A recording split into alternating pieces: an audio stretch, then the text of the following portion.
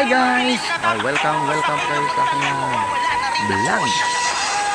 Guys, punta po kami ngayon sa aming farm. Doon po sa Kabukiran guys. Medyo malayo po ito sa aming mountain tahanan guys. Sabi ko sa gawin lakaw eh. Nagbabaktas na kami guys, papunta sa aming farm. Lingkod na.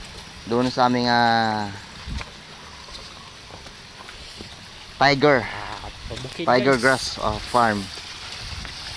Okay, makikita na mamaya paano ang tsura ng tiger grass. So, medyo nahapo na ta guys. Dahil medyo matagal na tayong hindi nakabalik dito sa lugar namin. Kasi sa South Cotabato na po tayo nagpuyo guys. Ha?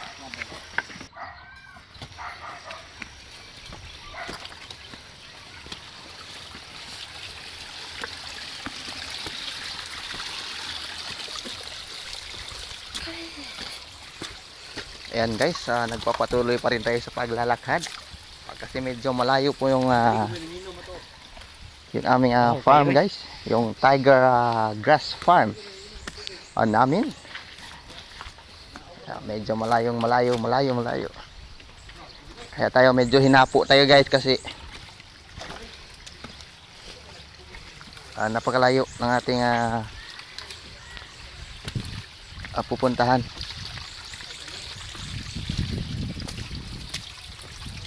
Kasi medyo nahirapan tayo sa kalisod guys kasi yung daanan medyo kumatirik.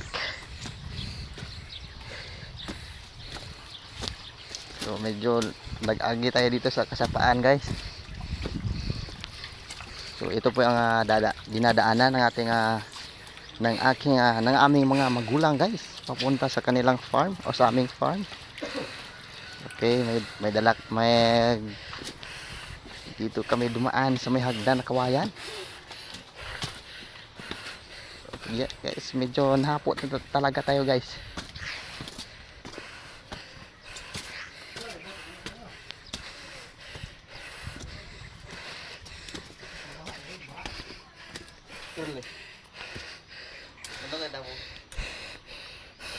Okay guys, ito yung ating mga kasama. Ito yung ating kinakusgan nga bayaw guys. Ito po yung ang husband ng ating kapatid.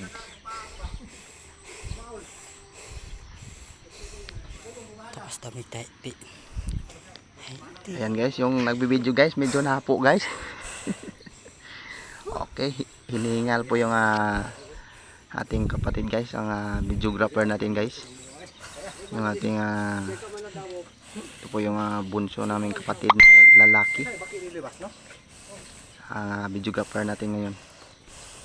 So ito po ang tatay. Okay, napakataas po talaga ng ating katin guys. Ayan.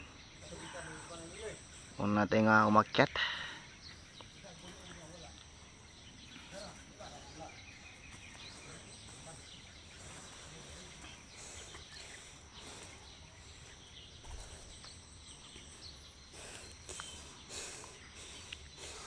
Medyo matirik po ang ating dinadaanan guys. Pero ganyan talaga daanan dito sa bukid guys.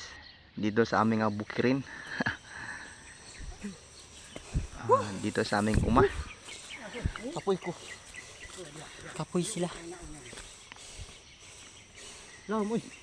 Sinyas-sinyas lang tayo ng okay guys, pero nahirapan na tayo sa kalisod.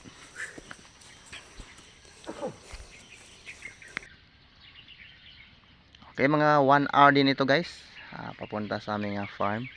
Okay, pagdating namin sa may payag na gamay guys, nag-init kami ng mainit na kape para makapag merienda kami bago kami mag harvest ng tiger grass.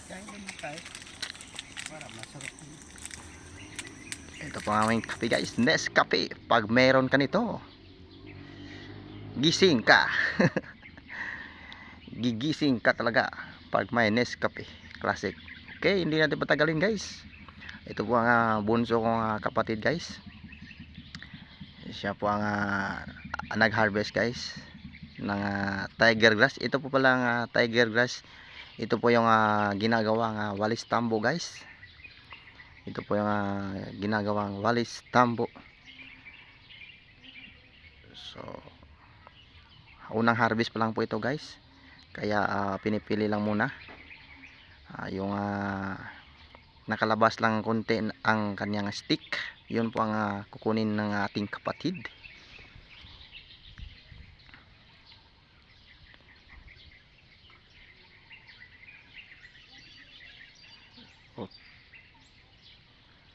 Ako nga kos. Ini. Sige, kape. Okay, after na magtapas guys. Okay, tayo naman ang kuha ng bulak. Ito lang po talaga ang kukunin natin. Yung kanyang bulak. Or yung ito lang po talaga ang ating magagamit sa paggawa ng walis tambo guys. Or silhig paypay. Okay. Ito po ang view guys. Napakaganda ng view dito sa bandang ibabaw. Napakarami po talaga tiger grass na tinanim ng aming ama, ng aming tatay guys, ng aming mga magulang. Napakasipag po talaga nila magtanim. So ito po napakarami guys. Nasa mga mahigit 1,000 na puno ng tiger grass guys, or itong tinatawag namin silhig or tahiti. So ito na po ang harvest natin guys. Yan, marami na. Pa-cute na tayo guys, kahit hindi tayo cute. Kulit yan. Okay, ito naman ang pangalawa natin pangalawang tapok guys. Ito na ang pangalawang tumpok natin guys. Ating kukunin.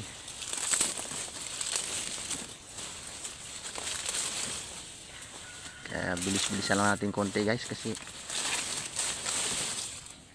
medyo marami pa tayong harvestin.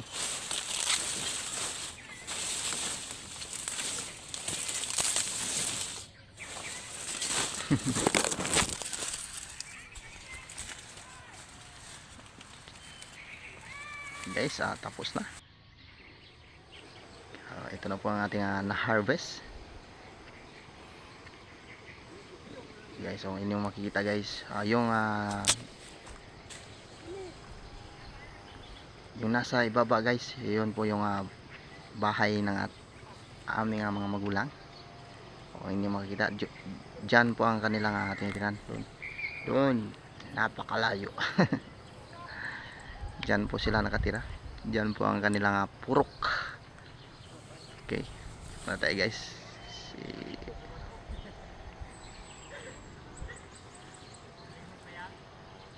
Okay, napakaganda talaga ng view dito sa bandang ibabaw. Ang mahirap lang ang pagpunta guys. Yun ang mahirap kasi malayo.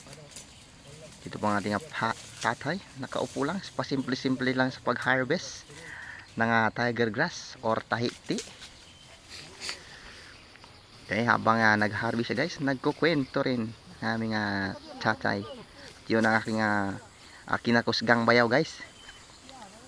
Yan po ang kinakusgang bayaw namin. Napakabait. Saka matulungin. Kaya hindi po siya ugat na kagaya ng iba. Matulungin ba siya kung anong makita niya gawain guys, ay tumutulong talaga ito. Okay, ayun ang kanyang harvest. Ayun ang aming bunso guys. Ayun yung makikita. Kaya marami pang natira kasi hindi pa nakalabas yung kanyang stick. Okay, patuloy pa rin sa pag-harvest aming ama. aming tatay guys. Pinipili lang po natin kasi yun lang munang harvest natin yung nakalabas yung stick. So, babalikan po ito after 2 weeks naman harvest na to guys. Kasi ang volume harvest nito guys ay nasa March. Kung inyo makita yung nasa tinuturo ko guys, yun kalayo guys.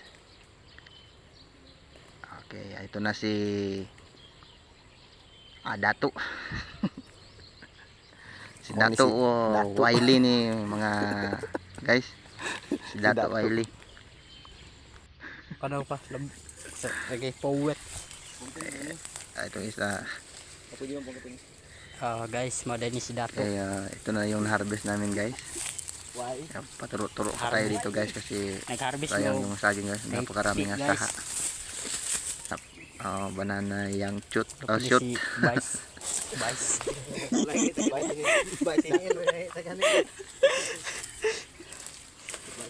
Vice Dato. Na ay Vice. Kuya ni Dres.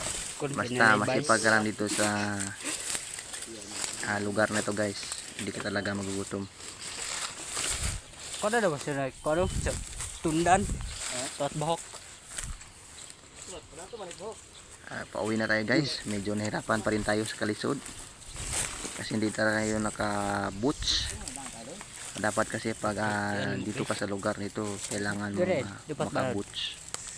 Kasi medyo madulas din tong area na ito. Medyo madulas. Kailangan ka magsuot ng boots para po hindi kaya madulas. Guys, Kasi medyo patag ito guys, patag pero nakatagilid lang. Okay, kakita po kami ng guys, painit. saging ito guys. Merienda muna tayo guys. Kasi medyo nagugutom tayo sa pag-harvest ng tiger grass or tahiti. Napakatamis ng saging ito guys kasi organic, pure. Dala. Tumpagkatin ni kon. Masaya dito mamuhay guys. Kasi malayo sa guys. maingay. Pure banana. Malayo sa gulo. Bukid. Tsaka kung Dato Wiley. masipag ka dito, Guys. marami kang produktong maani or ma-harvest. Okay, bihira lang po tayo makauwi guys sa aming lugar nito. Minsan 2 years bago po tayo makauwi. Kaya pag makauwi tayo dito, lubos-lubusin natin. Makatulong tayo sa ating mga magulang. Kahit sa mahabang Nidaot no. kahit sa short na panahon lang. Butang magulang na kayo subag nuloy. Pangko dito. Patong magpuso na. Bagingon no. Nga pagbagingon. Sino upload? Upload pa yang. Napay ko na patagok. Right. Dala. Guys. Di ko magdala tahiti kay magdala kog kayo.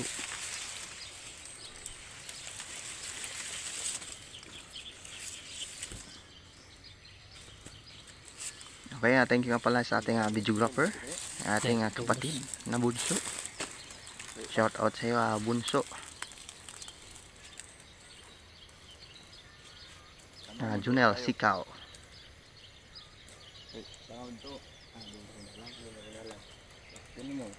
Yan, napakaganda talaga lugar ito guys. Thank you for watching guys. Dahil kahit Datu. anong itanim mo dito, Datu. tumutubo talaga. Tabi guys. Okay po, yan na tayo guys. Bada. Kaya nang sinabi ko, medyo nahirapan tayo sa kalisod. Kaya guys Datu kay Baydala. Lagaraw ra dala guys. Mo na gid ka sa kan bro. Muna si Vice. Kani. Vice Datu. Oh, mana si Datu. Oh, mana si Papa Siu. Mana si Papa Siu guys. Ya. Tapos mana si Datu guys. Hi Datu. Pauwi na kami, na guys. si Vice Dato. Uwi na kami sa Ang aming nag-video si Dato Wiley. sa lugar ng ating Sakit Ama. guys. Ikaw na. ating Si Dato mga Y. Nag-video dahil si Dato Y. Y ligo guys. Okay, shout out nga pala sa ating Ubada na mi. bayaw.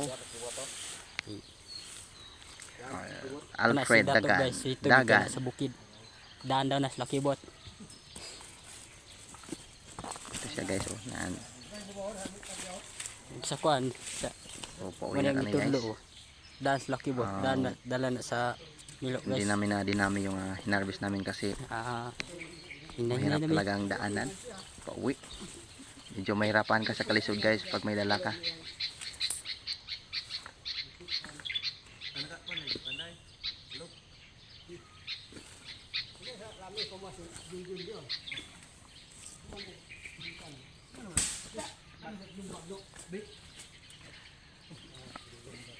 Pag masipet ka dito guys, doon talaga sa baba pulutin. Guys, kaya daw ang gilambag yang taite guys, mo na si Dato. Yang gilambag. Ang naglantaw dahil si mo na si Papa Siu. Kaya yung aking dala guys, nagis ko guys. Vice Dato. Kasi hindi po parang hindi na natin kaya guys na bumaba sa hagdan. May pasan na ito, tiger grass.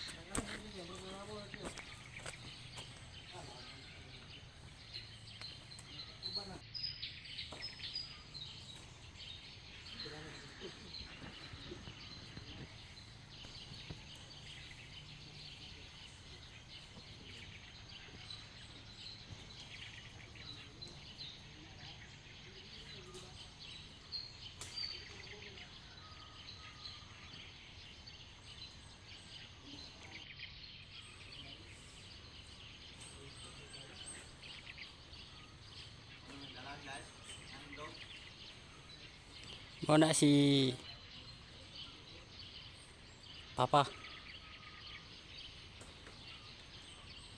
Okay, grabe kalisod guys ang daanan. Grabe kalisod ang daanan pa uwi guys kasi may dala ka na. Okay lang papunta guys kasi wala kayong dala. Pero pag uwi mo na, pag uwi niyo na, diyan may dala kayo. Medyo mahirap kasi yung daanan natin ay sapa. Yung ilog na naubsan guys.